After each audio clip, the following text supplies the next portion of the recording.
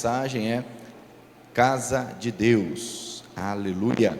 Diz o texto então: lembrem que vocês, os não-judeus, eram chamados de incircuncidados pelos judeus, que chamam a si mesmos de circuncidados por praticar a circuncisão.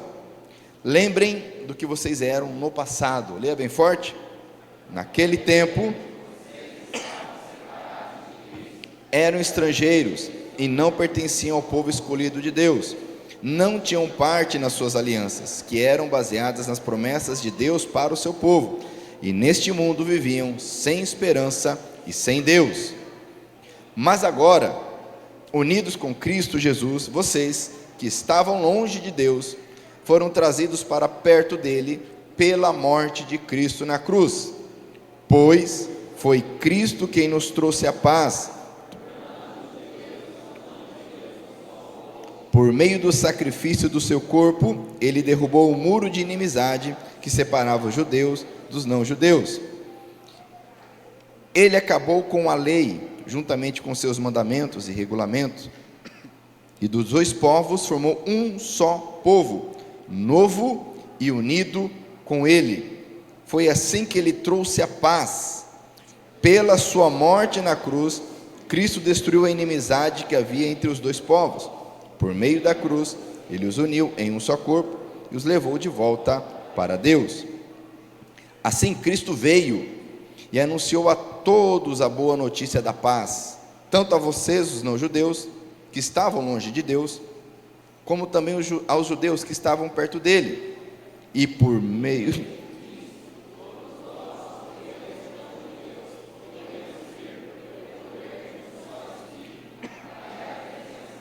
Portanto, vocês, os não-judeus, não são mais estrangeiros, nem visitantes. Agora vocês são cidadãos que pertencem ao povo de Deus e são membros da família dele. Vocês são como um edifício, estão construídos sobre o alicerce que os apóstolos e os profetas colocaram. E a pedra fundamental desse edifício é o próprio Cristo Jesus. Ele mantém o edifício todo bem firme e faz com que cresça como um templo dedicado ao Senhor. Juntos?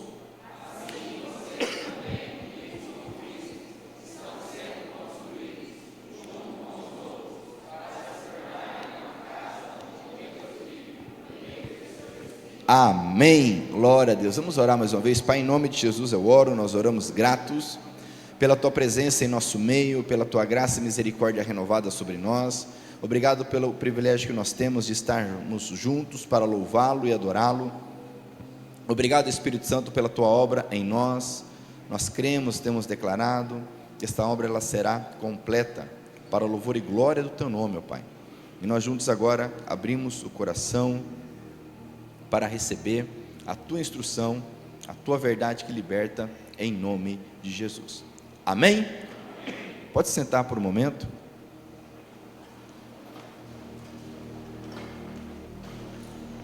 Glória a Deus. Continuando então nosso estudo sobre essa carta, essa epístola que Paulo escreveu à igreja que havia em Éfeso, aos Efésios. Vamos falar hoje sobre essa novidade de vida. Do versículo 1 em diante, Paulo escreve sobre a novidade de vida de forma individual de cada cristão. Mas agora ele fala de uma coletividade. Ele escreve acerca de um corpo, de um grupo, formado por todos aqueles que creem no Senhor Jesus. E o fantástico aqui é que nós tínhamos, de forma muito clara, duas categorias de pessoas: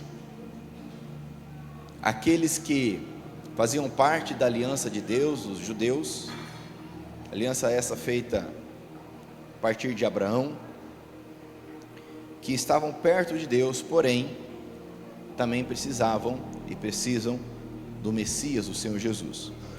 E uma segunda categoria que engloba todas as outras pessoas. Nessa versão que estamos lendo, são chamados de não-judeus. Em algumas versões está gentios, ou seja, toda pessoa seja um brasileiro, um americano, um argentino, um árabe, um japonês, qualquer povo que não fosse judeu, estava incluído nessa segunda categoria, que a Bíblia diz que estava longe de Deus. E Paulo agora escreve que uma maravilha aconteceu. Ele traz a memória dizendo no versículo 11: lembrem que vocês, não judeus, essa categoria engloba cada um de nós aqui, eu acredito. O Evangelho chegou até nós, Nova Andradina, MS, Brasil. Mas nós temos que entender que antes de Cristo Jesus, sem a obra dele, estávamos longe de Deus, estrangeiros, alienados de Deus. E ele lembra o povo de Éfeso dessa forma, dizendo: vocês eram chamados de incircuncisos pelos judeus, que se chamam circuncidados. O que isso quer dizer? Abra comigo a sua Bíblia lá em Gênesis capítulo 17. Gênesis é o primeiro livro da Bíblia.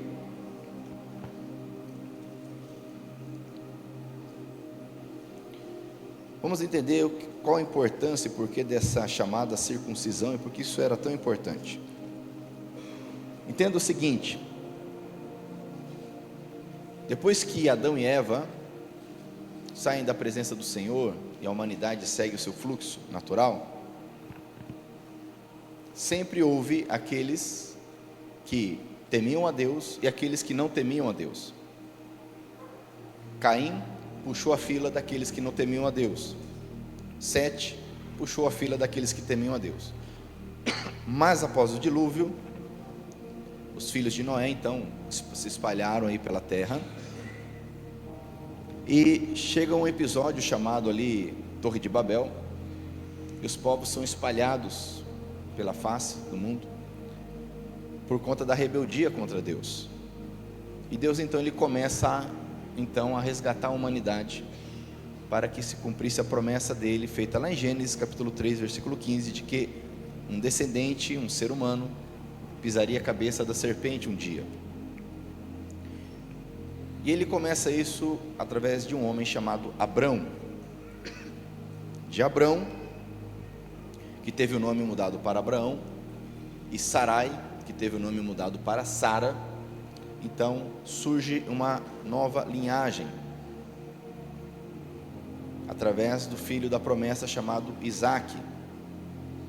Isaque então, juntamente com Rebeca, vai gerar Jacó e Esaú.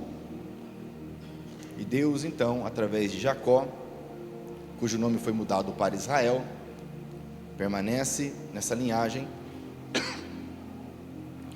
porque há uma promessa, uma aliança, e de Israel surgem as tribos de Israel. Mas é interessante que aqui no capítulo 17, Deus ele mais uma vez fala para Abrão sobre a aliança que Deus escolheu fazer com Abrão, pela graça e misericórdia de Deus. O versículo 2 diz: eu farei a minha aliança com você e lhe darei muitos descendentes. Versículo 7 diz: a aliança que estou fazendo para sempre com você e com seus descendentes é a seguinte, olha só, eu serei, veja bem isso aqui, amados, a aliança que Deus está fazendo com Abraão e os descendentes dele. Deus diz: eu serei para sempre o Deus de vocês, de você, e o Deus dos seus descendentes. Amém? Darei a você e a eles a terra onde você está morando como estrangeiro. Toda a terra de Canaã será para sempre dos seus descendentes, e eu serei o Deus deles. Perceba que até esse momento ninguém tinha Deus como Deus. Deus não era Deus de ninguém. Deus escolhe Abraão e diz: eu faço uma aliança e eu agora serei o seu Deus. Amém? Isso é muito importante você entender. Todo o restante da humanidade estava sem Deus, preso na imoralidade, na idolatria, na mentira.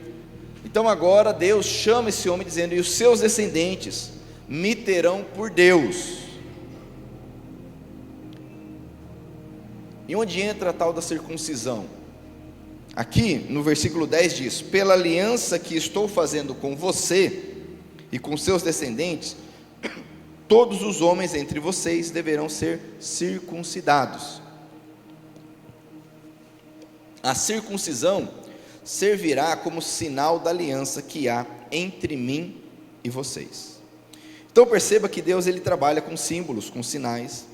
E esta aliança específica, onde Deus diz para Abraão: eu serei o seu Deus, e o Deus dos seus filhos, dos seus netos, bisnetos, e por aí vai, tem uma marca, uma aliança, que é a circuncisão, que era uma cirurgia que era feita no 8º dia, no órgão genital masculino.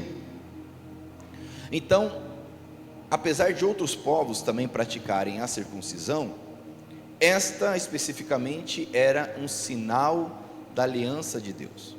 Então toda vez que você ler na Bíblia que alguém é um incircunciso, quer dizer que essa pessoa não tem Deus. Era simples assim. Por exemplo, Davi, quando ele vê Golias afrontando o exército do Deus vivo, ele fica indignado. Ele fala: quem é esse incircunciso para afrontar o exército do Deus vivo? Ou seja, quem é esse cara que nem tem Deus para afrontar o exército do Deus vivo? Talvez isso não é tão claro e tão fácil de entender, porque nós vivemos numa ilusão, onde nós achamos que temos Deus. As pessoas andam por aí achando que tem Deus. Vivemos num país dito cristão, que de cristão tem muito pouco, se é que tem alguma coisa, e as pessoas acham que tem Deus, quando Deus ele só é acessível através do sacrifício de Cristo Jesus. Não é através de uma denominação, de uma instituição, de uma igreja, de uma liderança, mas através do sacrifício de Cristo Jesus. E Paulo está escrevendo isso aos Efésios, voltando lá para o capítulo 2, ele vai dizer: lembrem disso, vocês, os não-judeus, olha só no versículo 11 do capítulo 2, eram chamados de incircuncidados pelos judeus, ou seja, vocês não tinham Deus. Os judeus chamam a si mesmos de circuncidados por praticar a circuncisão, ou seja, eles tinham uma marca externa, preste atenção nisso, eles tinham um sinal externo no próprio corpo, de uma aliança de Deus para com eles.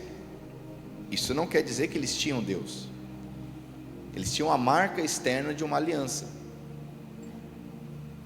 mas eles estavam mais próximos de Deus. Paulo diz: lembrem o que vocês eram. Eu gosto dessa expressão, lembrem do que vocês eram no passado. Sabe que nós nunca podemos esquecer nosso passado, amados. O problema de Salomão, ao esquecer de Deus, ele esqueceu do passado, começou a ter asinha, bater asas e voar. Davi esqueceu do passado dele certa vez, começou a ter asinha, bateu asas e voou. E assim até hoje, nós nos esquecemos, conforme vamos recebendo a bênção do Senhor, a graça e a misericórdia, vamos conhecendo a verdade, chega um ponto que a gente esquece que é pela graça, esquecemos que não tínhamos Deus, esquecemos que não fizemos nada de bom para merecer Deus, e nós começamos a achar que nós somos bons, que nós temos Deus, que nós merecemos Deus.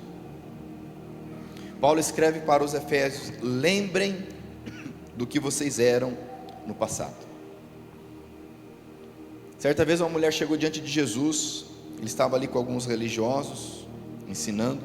Uma mulher chegou diante de Jesus então e quebra um vaso de alabastro, cheio de perfume, caro, caríssimo, e começa ali a lavar os pés de Jesus com aquele perfume, e alguns ficam indignados, e o bichão ali, o fariseuzão, o religioso, o ungidão de Deus ali, ele fica indignado, fala: se esse homem fosse de Deus, essa mulher não estaria tocando nele, porque ele saberia quem é essa mulher.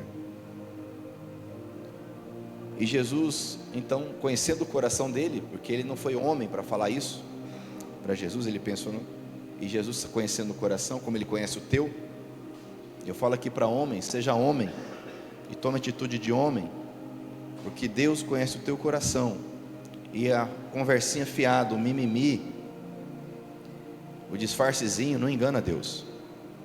Aquele homem não foi homem, mas Jesus conhecia o coração dele e foi muito direto, falando: olha, cheguei aqui na tua casa, você não lavou meus pés, você não me hospedou corretamente. Ele já havia feito alguma coisa, recebeu Jesus na casa dele, mas não da forma correta. Agora essa mulher chega aqui, ela está lavando meus pés, está me honrando. E ele faz uma pergunta para aquele homem dizendo: quem é mais grato, o que é mais perdoado ou o que é menos perdoado? Ele conta uma história ali, faz essa pergunta para um homem, pelo raciocínio lógico, ora, quem é mais perdoado é mais grato.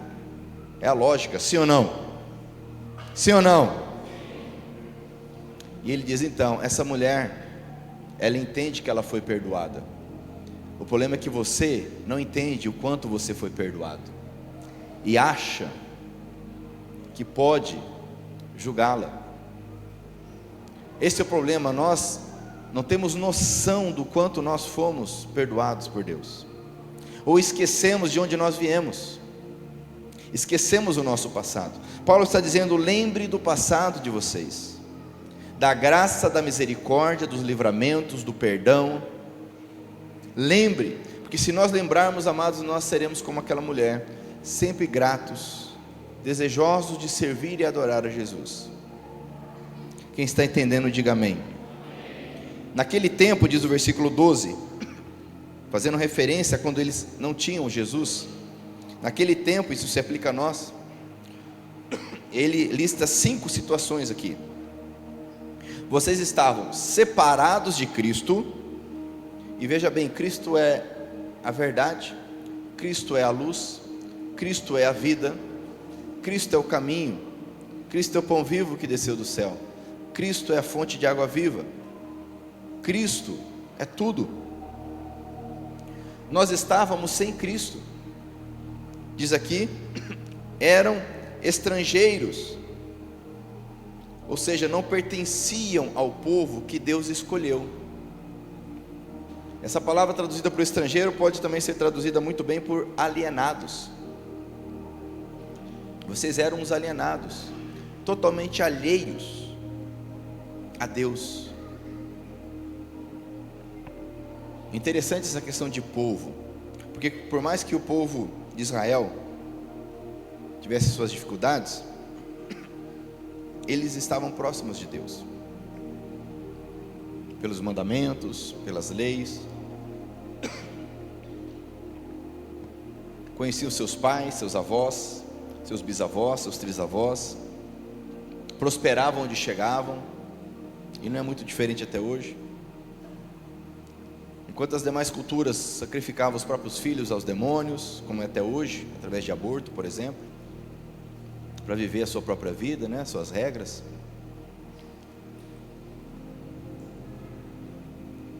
Vamos pegar a nossa cultura, por exemplo, a cultura estrangeira, alienada de Deus, a cultura brasileira. O que é a cultura brasileira?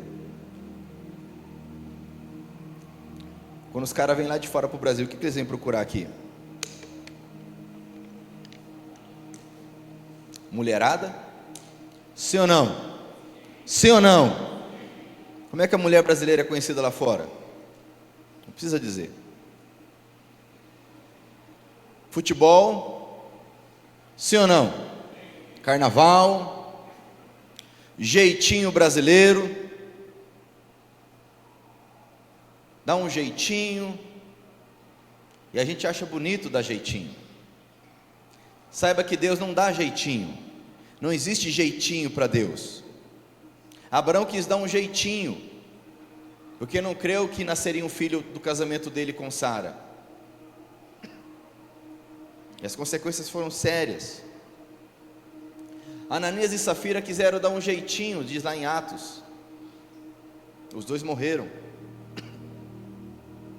Isso faz parte da nossa cultura, infelizmente, e nós devemos abrir mão dessa cultura e buscar a cultura do reino de Deus, deixarmos de sermos alienados, estrangeiros em relação a Deus. Mas o problema é que muitos nem sabem disso,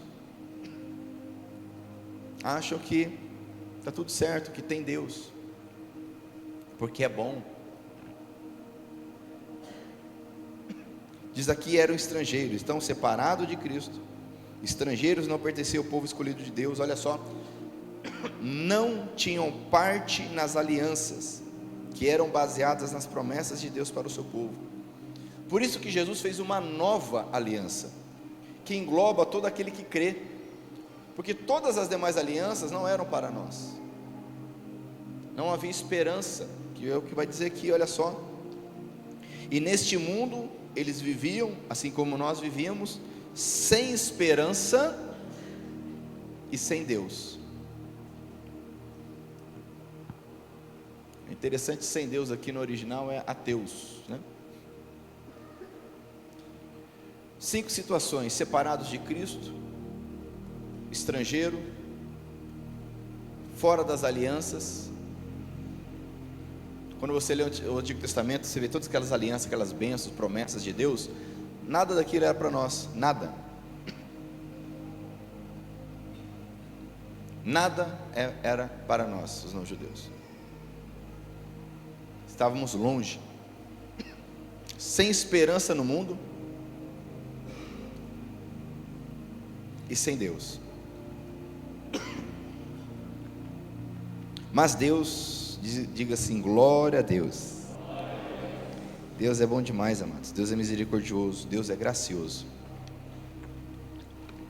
Porque ao escolher Abraão, o plano dele era abençoar todas as famílias da terra. É o que ele diz para Abraão. Só que isso percorreu um trajeto. E agora todas as famílias da terra podem ser abençoadas através de um descendente, o Messias, Jesus, o Cristo, o nosso Salvador. Versículo 13 diz: mas agora, unidos com Cristo Jesus, e veja bem, essa é a condição, é estar unido. O que é unido? Essa mão, a minha mão esquerda está unida com a minha mão direita, sim ou não? Ela está unida com a minha mão direita, sim ou não? Ela está unida com a minha mão direita, sim ou não? Ela está unida com a minha mão direita, sim ou não? Não é estar perto, é se nós estivermos unidos com Cristo. A minha mão direita está unida com a minha mão esquerda? Estar unida é isso aqui, é junto, é colado, não é ser simpatizante, não é Jesus existe, eu creio, eu acredito, não é isso. Tiago escreve dizendo: vocês creem que há um só Deus? Que bom, parabéns para vocês, passaram na escolinha bíblica. Mas até o demônio sabe disso, que Deus existe. Nós precisamos estar unidos com Cristo Jesus. Ele diz aqui no versículo 13: mas agora, unidos com Cristo Jesus, vocês, nós que estávamos longe de Deus, fomos trazidos para perto dele pela morte de Cristo na cruz. Amém? Meu irmão, se você ainda anda sem esperança, se você ainda não percebe Deus na tua vida, não tem essa convicção, essa paz, essa alegria, essa justiça, se você ainda persegue dinheiro, sexo, poder, elogio das pessoas, posição dentre as pessoas, seguidores nas redes sociais, se você ainda busca isto, saiba que unido com Cristo Jesus, nós temos Deus, e é o suficiente.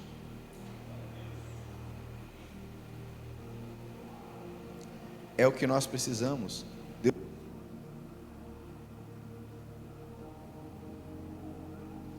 Deus disse para Paulo: a minha graça te basta. Se nós tivermos Deus, o que falta?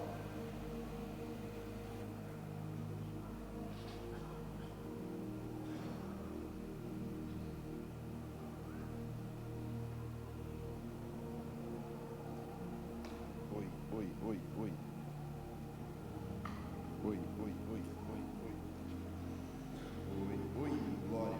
Pega esse comentário, sabe o som. Amém? Estão ouvindo bem? Se nós tivermos Deus, amados, que falta mais? A questão é que nós não buscamos a Deus. Buscamos pessoas, buscamos circunstâncias, buscamos aceitação, buscamos religião, buscamos posição. Unidos com Cristo, nós temos o próprio Deus. Versículo 14 diz: pois foi Cristo quem nos trouxe a paz, tornando não judeus e judeus um só povo. E agora essa é a questão: quem está unido com Cristo, começa a fazer parte de um povo. E muitos não entendem isso. Muitos permanecem desejosos de caminhar sozinhos, achando que são dono do próprio nariz. Não querem se submeter a Deus, não quer se submeter aos outros. A Bíblia diz mais uma vez: sujeitem-se uns aos outros, por amor a Cristo. Deus nos faz um só povo. Tanto aqueles que estavam perto, os judeus, agora estão unidos. Não estão apenas perto, estão unidos. Se creem em Cristo, porque o caminho é Cristo. Os que estavam longe de nós, unidos com Cristo, nós então temos Deus. Não somos mais alienados, sem esperança no mundo.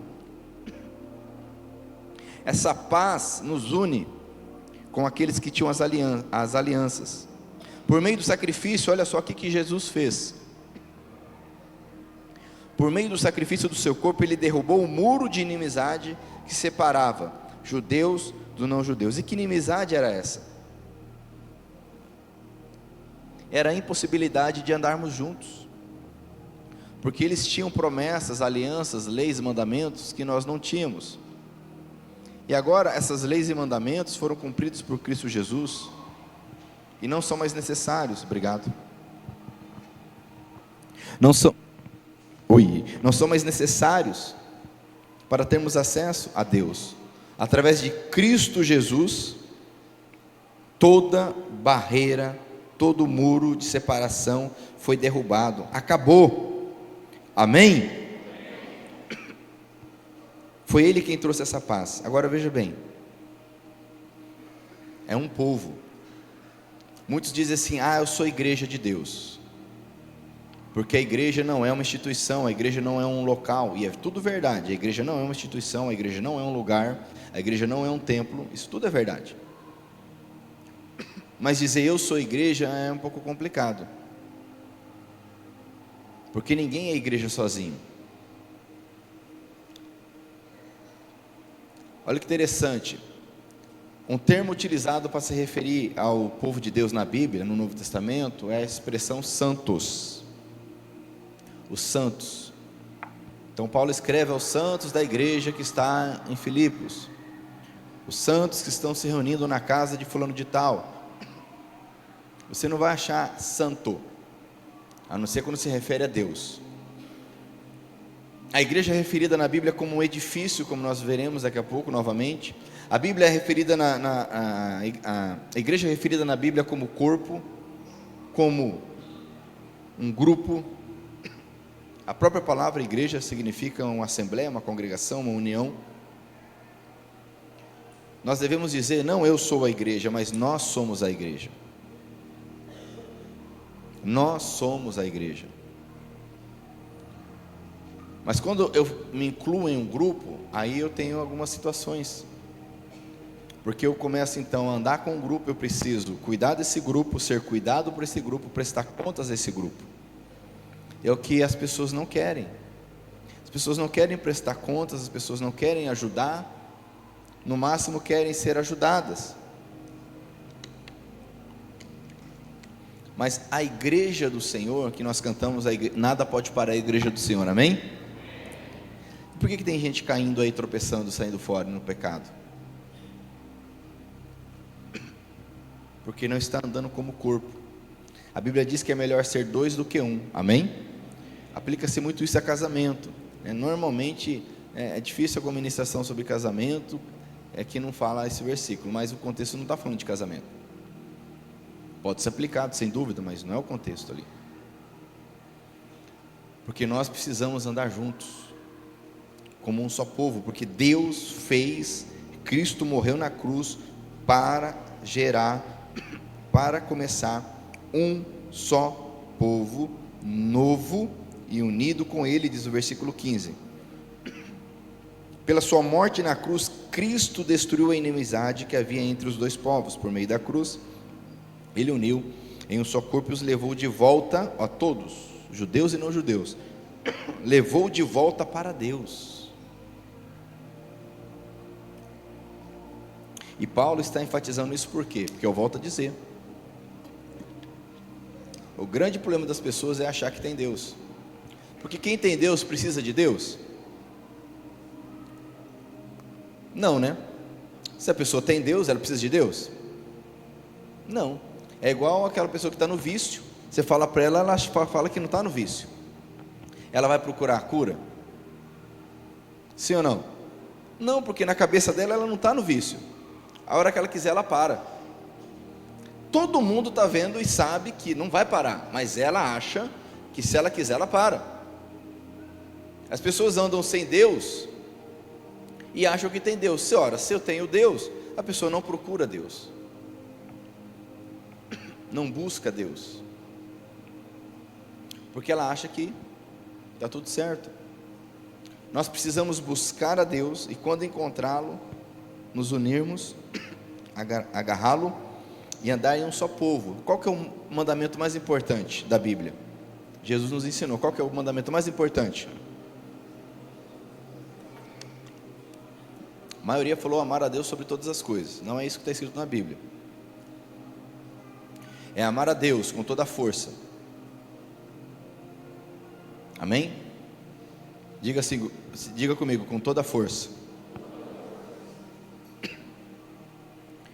As pessoas começam a fazer um pouquinho de força, abandonam Deus. Ah, está difícil. Não vai dar para mim. Está muito difícil.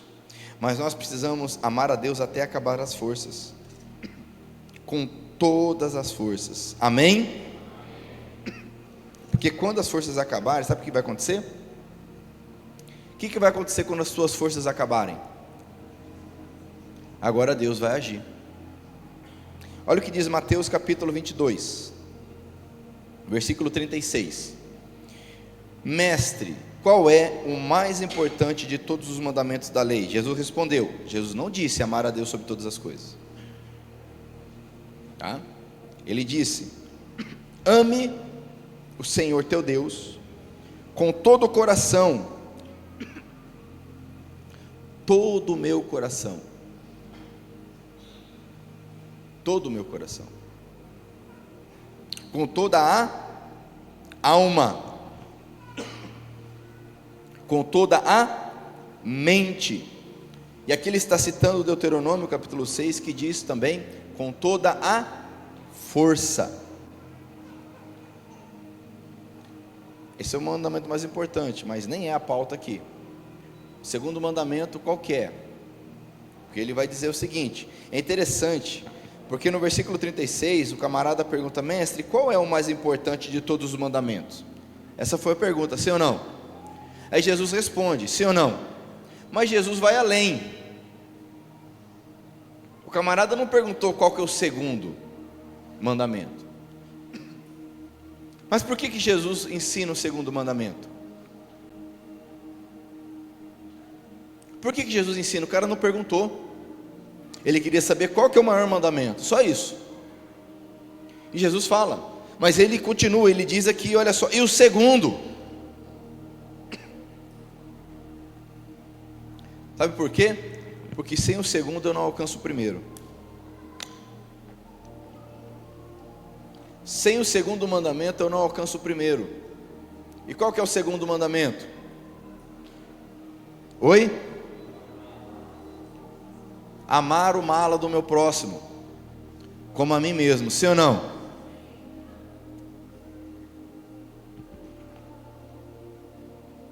Se nós não amarmos uns aos outros, nós não somos corpo de Cristo, nós não estamos como um só povo.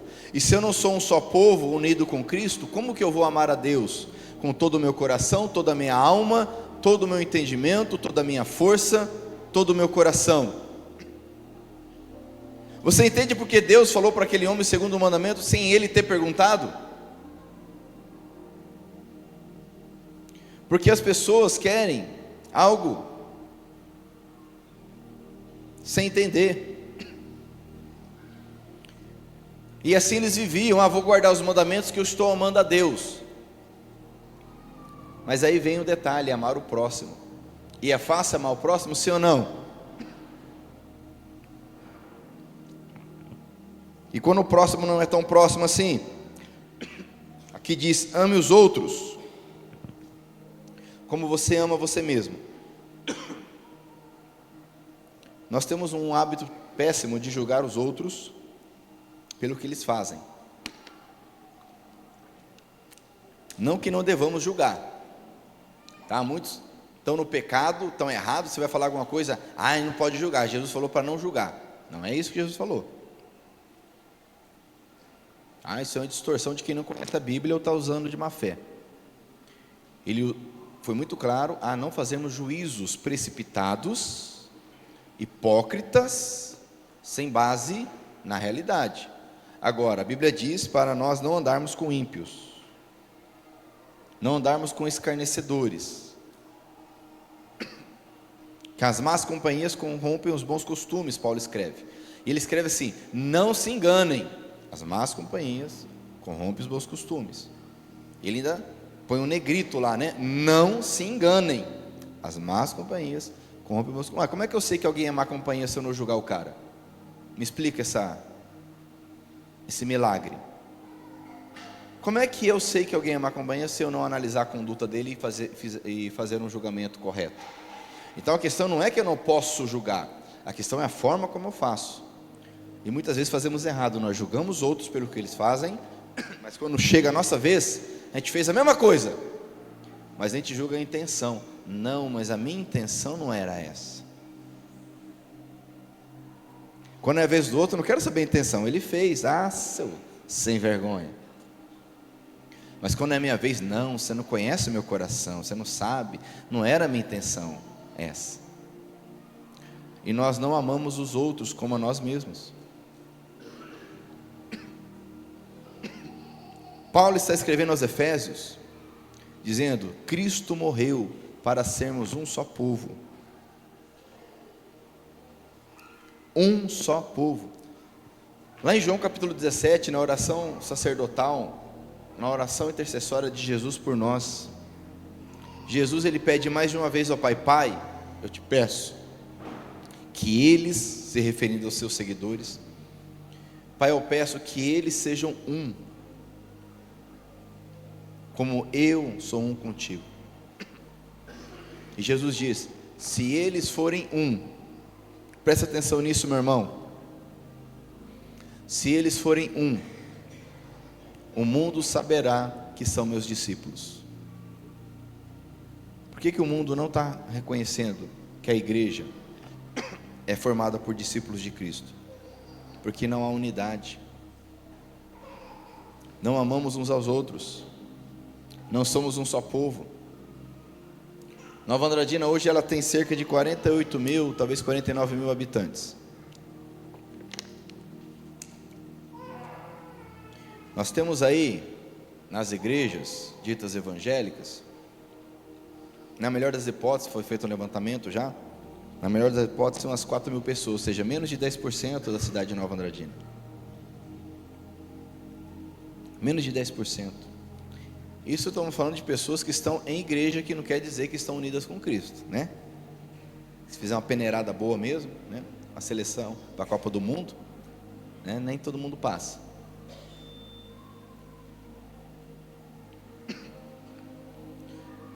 As pessoas precisam conhecer esse Jesus. As pessoas precisam ver a unidade. As pessoas precisam conhecer porque elas estão sem esperança, sem Deus no mundo, estrangeiras e alienadas das promessas, das alianças que Deus tem. para a igreja. Então, abrindo esse parênteses aqui, meu irmão, minha irmã, evangelize, fale de Cristo, dê o bom testemunho de Cristo Jesus. E falar de Cristo não é chamar para vir na igreja não, para vir no culto, tá? Tem muita gente que vem no culto e está desviado, que se morrer hoje vai para o inferno. Vir para a igreja é consequência da pessoa entregar a vida para Jesus, é consequência. Evangelizar é dar o teu bom testemunho onde você estiver. Evangelizar é orar pelas pessoas, é amar as pessoas, é ter misericórdia das pessoas, é saber que elas precisam de Deus, como um dia nós precisamos. E continuamos precisando de Deus, não podemos perdê-lo. Quem está entendendo, diga amém. Paulo está escrevendo essa igreja, essa importante verdade. Versículo 17: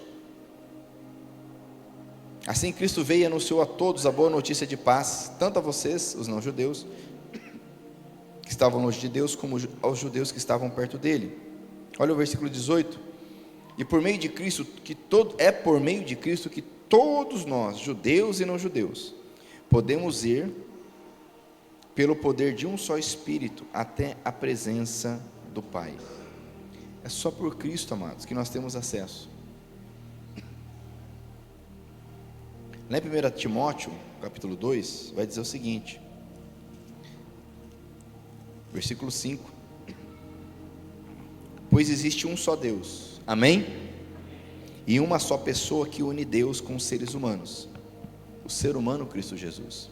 Só há um mediador, só há um que liga o ser humano com Deus, é Cristo. Por quê? Cristo é Deus e Cristo é homem.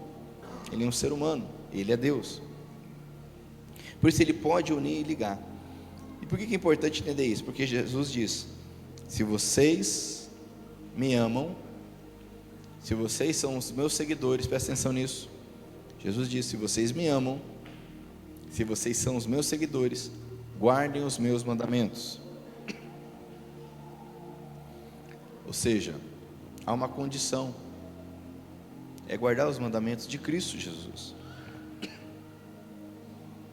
Porque se eu não tenho Cristo, eu não tenho Deus, eu não faço parte do povo de Deus, da família de Deus, porque é só por meio de Cristo que nós temos acesso, pelo poder de um só Espírito, que é o Espírito Santo, até a presença do Pai, que nos perdoa, que nos regenera, que nos lava, que nos purifica, que nos capacita, que nos fortalece, que nos sustenta, que nos ajuda, que nos consola. Amém?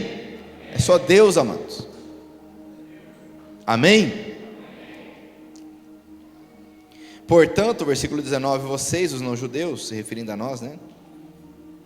Nós que cremos, não somos mais estrangeiros, nem visitantes. Agora vocês são cidadãos que pertencem ao povo de Deus e são membros da família dele. Domingo passado, o pastor Márcio estava falando de diferença, né, de ser um visitante na casa de alguém e ser da casa, o dono da casa, né, ser da família. Estivemos nesse fim de semana em Iguatemi, fazendo ali a formação intensiva de novos líderes. Foi uma bênção. Tínhamos homens ali de Paranhos, de Naviraí, de Iguatemi, missionário no Paraguai. Foi uma bênção. Ficamos ali na casa do Elton, a Rafaela, um casal abençoado, e nos recebeu assim de forma maravilhosa. Mas por mais que nos recebam bem, você não ficou andando sem camiseta lá, né, pastor Márcio? Nem eu. Porque não é nossa casa, a gente era visitante. Sim ou não? Você abriu a geladeira lá quantas vezes, pastor Márcio? Nenhuma, eu também não. Porque nós somos visitantes, não somos da casa. Sim ou não? E às vezes as pessoas, por receberem a graça e misericórdia de Deus, não entenderam que são apenas visitantes, não fazem parte da família de Deus. Paulo está dizendo que aqueles que estão unidos com Cristo Jesus agora não são mais visitantes, fazem parte da família de Deus. O problema é que às vezes a gente é tão bem recebido, e a gente gosta de ser bem recebido e fica como visitante. Só que isso também tem prazo de validade. As pessoas estão recebendo bênção e graça de Deus, porque a Bíblia é clara sobre isso. Deus derrama a graça dele sobre bons e maus, aqueles que creem e aqueles que não creem. Mas tem algo a mais para nós, amém? É sermos feitos filhos de Deus. Mediante Cristo Jesus somos feitos, a Bíblia diz em João capítulo 1, versículo 12, filhos de Deus, herdeiros do Pai, diz 1 João, co-herdeiros com Cristo. Deixamos de ser visitante para sermos o quê? Herdeiro, filho. É isso que Deus deseja para todos, mas somente através de Cristo Jesus. Você diz aqui, agora vocês são cidadãos.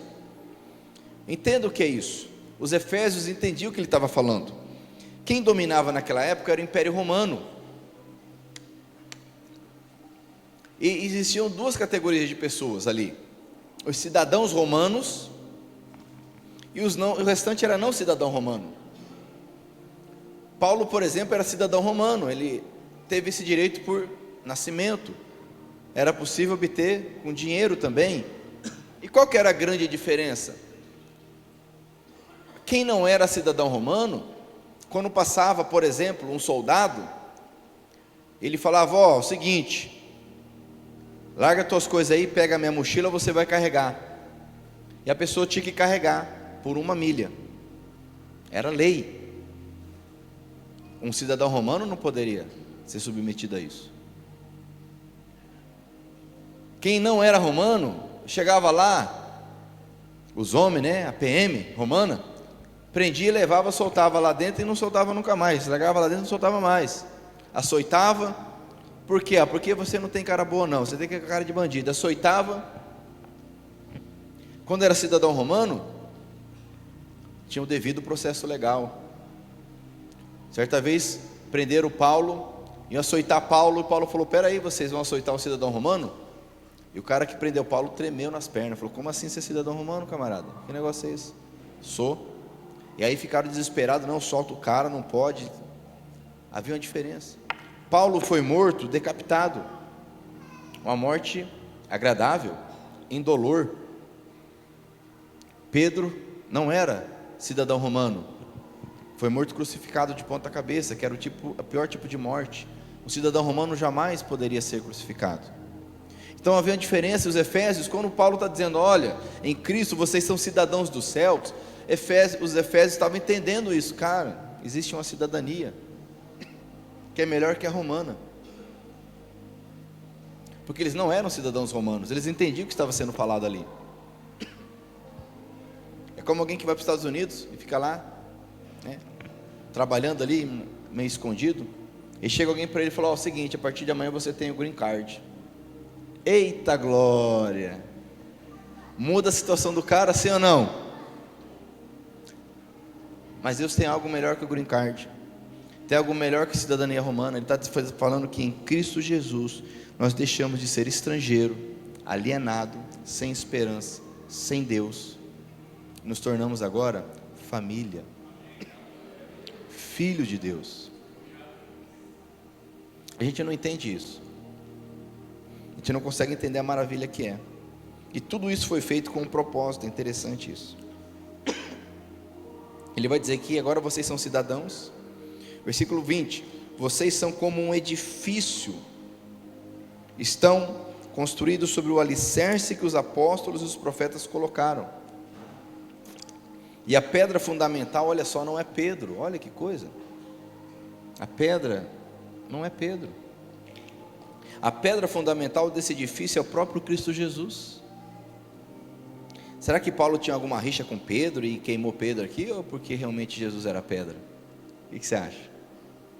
Porque o próprio Pedro vai escrever lá na carta que Jesus é a pedra fundamental, e sobre Jesus e o fundamento que os apóstolos colocaram e os profetas, nós que vamos crendo vamos sendo colocados como tijolos, um edifício, uma comunidade, um povo. Já viu o edifício de um tijolo? Quem já viu o edifício de um tijolo aí? Levanta a mão. Mas tem tijolo orando em casa. Não, eu sou edifício. Aí Deus olha, aquele tijolo perdido ali. No máximo vai achar outro tijolo, fazer golzinho para jogar, né? Quem já jogou na rua golzinho, colocando tijolo aí? Vamos lá, né? No máximo vai fazer isso aí, né? Ou Betis, né? Põe lá de casinha da Betis. Tem gente se achando, tijolinho. O edifício é formado por todos aqueles que creem em Cristo Jesus. Precisamos estar juntos, amém? Unidos, através de Cristo Jesus, porque o segundo maior mandamento é: amem os outros como vocês amam a si mesmos, amém? Ele mantém, versículo 21, Ele, Cristo, mantém o edifício todo bem firme e faz com que cresça como um templo dedicado ao Senhor, amém? Quer permanecer firme, meu irmão, como um edifício firmado por Cristo Jesus? Permaneça unido, não ande avulso, não ande separado, não fique isolado, emburrado, ou orgulhoso, ou se escondendo. Deixa eu falar para você, não seja o último a chegar aqui e o primeiro a sair daqui, para ninguém te ver, para ninguém falar: oi, tudo bem, como você está? Para ninguém se intrometer na tua vida. Sabe, amados, que você precisa que pessoas se intrometam na tua vida. Alguém precisa se intrometer na tua vida, porque nós temos pontos cegos. Nós precisamos de ajuda, de andarmos juntos. Lógico que pessoas erradas vão se intrometer na tua vida. Você, com sabedoria e graça, vai se livrar dessas pessoas. Mas pessoas certas precisam se intrometer na tua vida, falar onde você está certo, onde você está errado, orar por você, andar com você. Quem está entendendo, diga amém.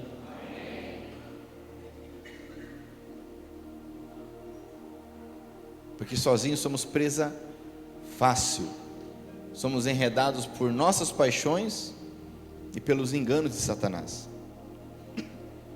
Agora nós somos um edifício, e esse edifício ele é firme, ele é forte, ele cresce através de Cristo Jesus. E para encerrar,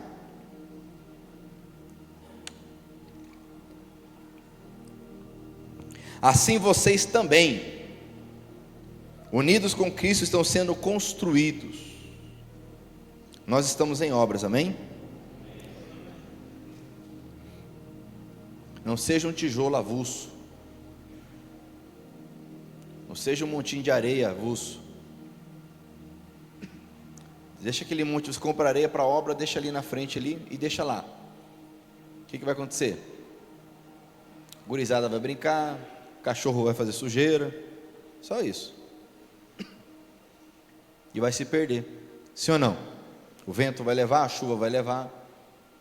Precisamos ser edificados juntos, unidos. Versículo 22 diz assim: vocês também unidos com Cristo, aleluia, estão sendo construídos junto com os outros. É junto.